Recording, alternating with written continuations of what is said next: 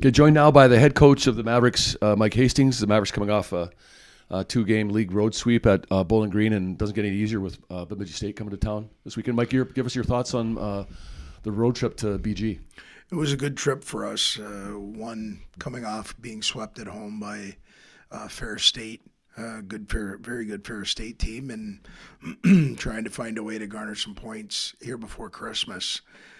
Going to a very difficult building historically for us to win hockey games, and found a way to get a 2-1 win on Friday and got a lead on Saturday, and were able to extend it. And so for us, it was a very productive weekend. We had some young guys grow, which we need to continue to have happen this weekend if we're going to have a chance against a team that I think plays to their identity as much as anybody in our league or anywhere in the country with the Beavers. And so hill to climb this weekend, but it's in our building on Thursday and Friday, and we want to try and take advantage of that.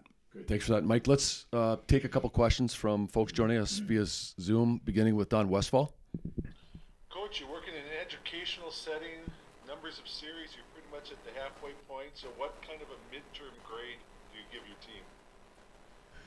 Oh boy, I don't know. I'd have to think about it a little bit, but if you catch me right now, I'd say, probably a B minus at times, a B plus at times. The group's had some adversity to go through with some of the guys that just haven't been available, and I'm sure that's a little bit more the norm for everybody in the country. But we've had some guys that haven't been around, Bennett Zamolik, Morton for the last back half of the first half. And we've had some growing pains. But we did assume that was going to happen with the amount of guys that we had that walked out the door, the roles that they played. We've got some other guys that are playing roles that they hadn't been thrust into until this year. And I like the way we're transitioning right now. Again, referencing this last weekend and seeing Fitzgerald have 3 on the weekend, Hillman have 2. Wilson getting in and making an offensive and defensive contribution, seeing Alex Tracy play in a very difficult environment and him having a 6-1 record at this time. Seeing different guys step up at different times, I would say probably a B for where we're at. I think we could have won a few more games, but I also think that there's some opportunities that we took advantage of this last weekend, being one of them, at making sure that we're not too far behind going into this last weekend of the first half. Kevin Dudley from the Free Press. Mike Dryden McKay coming back for the game tomorrow. It'll be fun to see him, but I know it ends. The Hobie happens the day before the national championship, then then it's kind of over, and he doesn't really get to celebrate with the fans. How happy are you that he's got this opportunity now to actually come back, get a break from his pro career here for a little bit, to have this moment with the fans in the building to celebrate this? Well, for him and for them and his teammates that are still here, I think it's kind of unprecedented. And this doesn't happen if the Toronto organization doesn't support this, because he's under contract. He's playing pro hockey at this time. So from Minnesota State University, his family, really our fans, I just want to make sure that organization allowing him to come back and be a part of this, to recognize him, to recognize the Hobie Baker Award. The Hobie Baker Award committee has done an unbelievable job at staying diligent, at saying, hey, you know what, we really want to give him an opportunity to be able to enjoy this for what you just said. At the time when it's awarded, there's a lot of other team things that are going on. Was fortunate to be invited to go to the Hobie Baker golf tournament this last year and be around a setting like that where he could be recognized with family, with friends, people that are very important to him, and to be around that was special. So for our crowd, for his teammates, for everybody to be able to be around with him and enjoy this moment for him is going to be outstanding. And so we want to say thank you to the Toronto organization. Also want to say thank you to the Hobie Baker Committee and our university and the people that are trying to help put this together so that he could be honored in this way. Kevin, do you have a follow-up? Also, I think another kind of side effect, we haven't talked about Dryden a ton, obviously this year, but now that you've had the time to an off season to digest what he did in its totality, just any more thoughts on Dryden's career and just the staggering amount of awards, team, individual that he achieved in his time.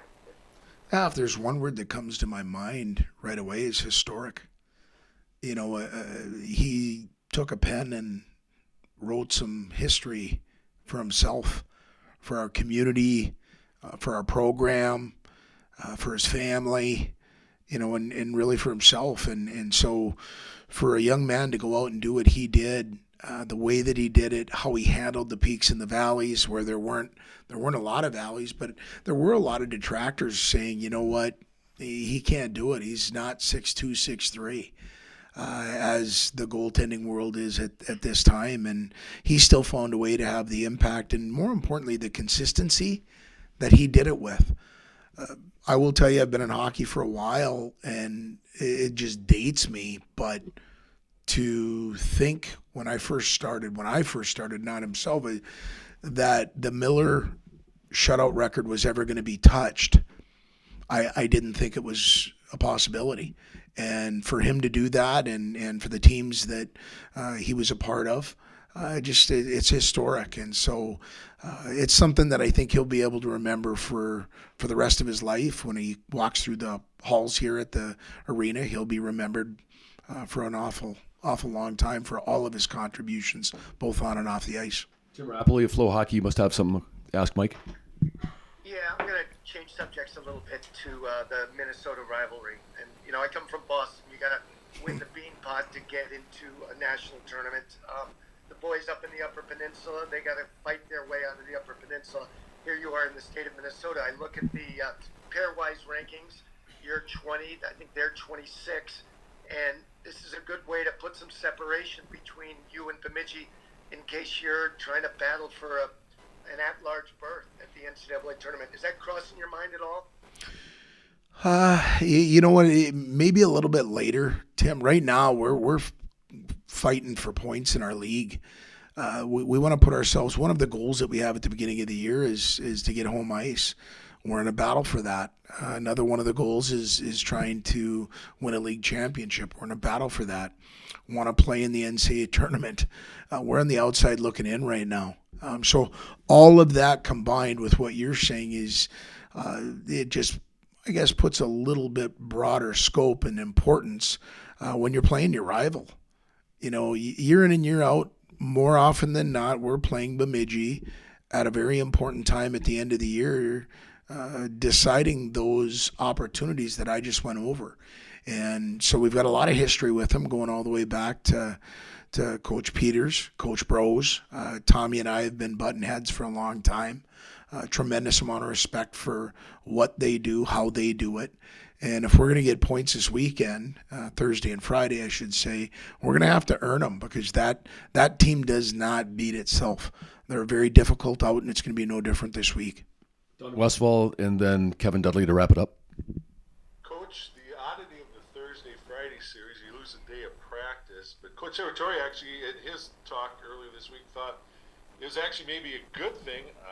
You'd probably wait to make that decision after Friday's game, but just how did it come about, the Thursday-Friday series? A little bit oddity, and just matter to you losing a day of practice, or not a big deal? Concert in our building. We've got a multi-purpose facility, so when I reached out to Tommy after the facility asked us, hey, we've got an opportunity to host a concert here. We want to be good partners because they've been good partners to us. And so when I reached out to Tom, Tom said sure. And actually at this time, I'll echo Tom. I don't think it's a bad thing. I mean, the guys want to play games. And so for us to get back when we get back, get the rest that we've been able to get, and be able to sleep in our bed here for a few days, and then go out and play. It's an opportunity that we're excited about. So to me, losing the 1 day of practice, maybe from the coaching side, the players, they don't want another practice. They want to go drop the puck and play against Bemidji. Kevin. Mike Lucas Sauer, you mentioned, didn't make the trip last weekend. Just wondering any update on his status ahead of tomorrow's game. Pretty much day to day with him. We're still evaluating where he's at, and I haven't talked to him yet today, but I will as soon as I probably walk out of here, and we'll know a little bit more come Thursday. Thanks very much, Mike. Good luck this weekend against Bemidji State. Thank you.